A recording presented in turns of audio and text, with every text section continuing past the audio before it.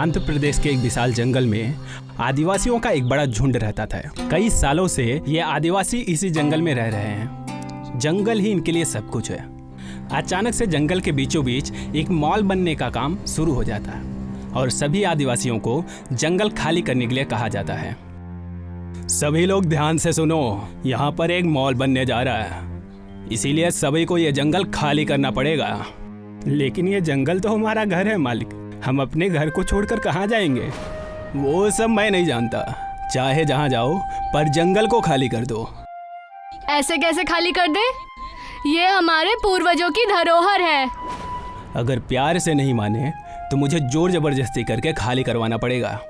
सरकार का ऑर्डर है, सबको मानना ही पड़ेगा, नहीं तो तुम सबको इसके लिए सजा भुगतनी पड़ेगी।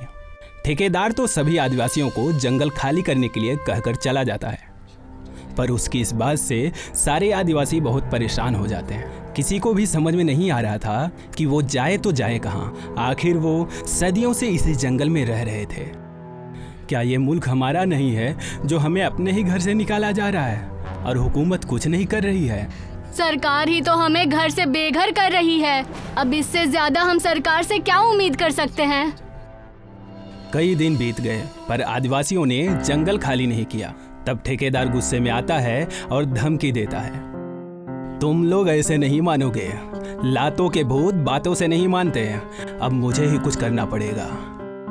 ठेकेदार शहर से एक जेसीबी मशीन लेकर आता है और उस मशीन से जंगल के सारे दरख्त उखाड़ने लगता है, जिससे आदिवासियों के घर टूट जाते हैं।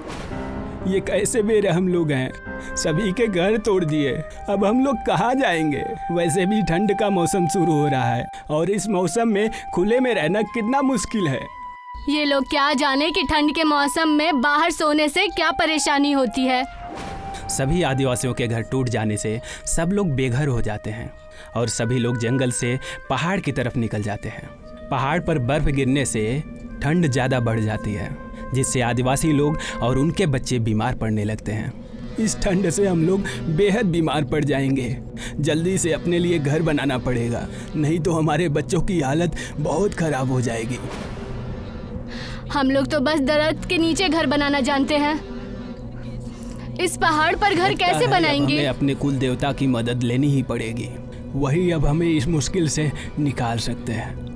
अब सारा आदिवासी समुदाय मिलकर अपने कुल देवता की पूजा करने लगता है। इनके कुल देवता शुतुरमुर्ग हैं और इनके पास शुतुरमुर्ग की एक बहुत बड़ी मूर्ति भी है। सारा समुदाय जहाँ भी रहता है, ये लोग इस मूर्ति को साथ ले जाते हैं। हे कुल देवता, हमारी मदद कीजिए, हम सभी लोग बेघर हो चुके हैं। हे कुल देवता, हमें रहने के लिए घर दीजिए, हमारे बच्चे इस पहाड़ों की ठंड में बीमार पड़ रहे हैं। हर आदिवासी मन ही मन में सच्चे मन से अपने कुलदेवता को याद करने लगा और उनसे मदद मांगने लगा। सभी आदिवासियों की गुहार सुनकर उनके कुलदेवता शुतुरमुर्ग मूर्ति से बाहर आ जाते हैं। तुम सभी के साथ बहुत नाइंसाफी हुई है, तुम लोगों से तुम्हारा घर छीन लिया गया, इसीलिए मैं तुम्हारी मदद के लिए आया हूँ। शुतुरमुर्ग अपने जादू से एक बहुत बड़ा अंडा निकालते हैं, जो कि एक बड़े शानदार महल से बड़ा होता है। ये मेरा तिलस्मी अंडा है, तुम सभी इसके अंदर रह सकते हो और भूख लगने पर तुम इसमें रखा खाना भी खा सकते हो। साथ ही ये जादुई अंडा तुम सबको गर्मी, बरसात और ठंड और बाकी सभी मुसीबतों से भी बचाएगा। हे कुल देवता, हम सभी आदिवासी इस तिलस्मी अंडे के घर के लिए आपके आभारी हैं। हे कुल देवता, आपकी जय हो। आपने हम सब आदिवासियों को एक नया घर देकर हम सभी को फिर से एकजुट कर दिया है। हम सब इसलिए आपको कोटि कोटि प्रणाम करते हैं। सभी आदिवासी अपने कुल देवता को प्रणाम करते हैं और उनके कुल देवता सभी को दुआ देकर वहां से गायब हो जाते हैं। अब सभी आदिवासी अपने कुल देवता के आशीर्वाद स्वरूप दिए हुए अंडे में चले जाते हैं। ये घर तो किसी राजा के महल से भी बड़ा है। इतने बड़े घर में तो हम सभी लोग मिलकर एक साथ रह सकते हैं। जादुई अंडे के घर में एक अलग ही चमक दिखाई दे रही थी। आदिवासी लोग भूख लगने पर यहाँ रखा हुआ खाना खाते। यहाँ पर हर किसी के पसंद के हिसाब से अलग अलग तरह से खाने पीने की चीजें थी। मुझे तो ऐसा लग रहा है कि ये कोई घर नहीं, जन्नत है। हमें जिन चीज़ों की ज़रूरत है वो हर चीज़ यहाँ पर है। खाने के लिए खाना, सोने के लिए गद्दे और बिस्तर, और बच्चों की पढ़ाई के लिए किताबें भी हैं। सभी आदिवासी बहुत ही खुशियों के साथ जादुई अंडे के घर में अपना जीवन बिता रहे थे। तभी अचानक से एक दिन ये जादुई अंडे का घर जोर जोर से हिलने लगता है तेज तूफान आ रहा है, जल्दी से सभी लोगों को घर के अंदर लाना होगा। कुछ आदिवासी तिलस्मी अंडे के घर से निकलकर बाहर जाते हैं तो देखते हैं कि बाहर बहुत तूफान आ रहा है। आदिवासी सबसे पहले बच्चों को घर के अंदर लेकर जाते हैं। चलो बच्चों, जल्दी से घर के अंदर जाओ, नहीं तो ये तूफान तुम्हें नुकसान पहुंचा सकता है। सभी बच्चे जल्द से जल्द अंडे के घर के अंदर सुरक्षित चले जाते हैं और आदिवासी भी उनके पीछे पीछे अंडे के घर के अंदर चलने लगते हैं। तभी उन्हें किसी के चिल्लाने की आवाज़ सुनाई देती है।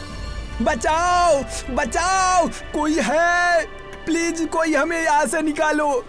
आदिवासी देखता है कि तूफान की वजह से मॉल पूरी तरह से टूट गया है और सभी लोग उसके नीचे दब गए हैं। आदिवासी अपनी जान को जोखिम में डालकर उन लोगों को बचाने के लिए जाता है। चिंता मत करो, मैं तुम सभी को यहाँ से बचा लूँगा।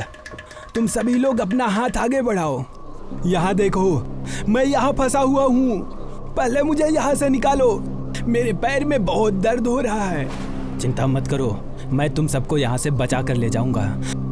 तुम सभी अपना हाथ आगे बढ़ाओ, संभल कर आना। यहाँ चीज़ें टूटी हुई हैं जिससे तुम्हें चोट भी लग सकती है। मेरा पैर कट गया है, तुम ध्यान से आओ। घबराओ नहीं, मुझे इसकी आदत है। वैसे भी हम लोग जंगल में रहकर इन सब चीज़ों की आदत लग जाती है। तब तो ठीक है, पर फिर भी थोड़ा ध्यान रखना, यहाँ कुछ कीलें भी पड़ी हुई हैं। मलबे में फंसे सभी लोग अपना हाथ आगे बढ़ाते हैं और आदिवासी उन्हें खींचकर मलबे से बाहर निकाल देता है। तभी तूफान और तेज हो जाता है और सभी लोग इसके चपेट में आ जाते हैं।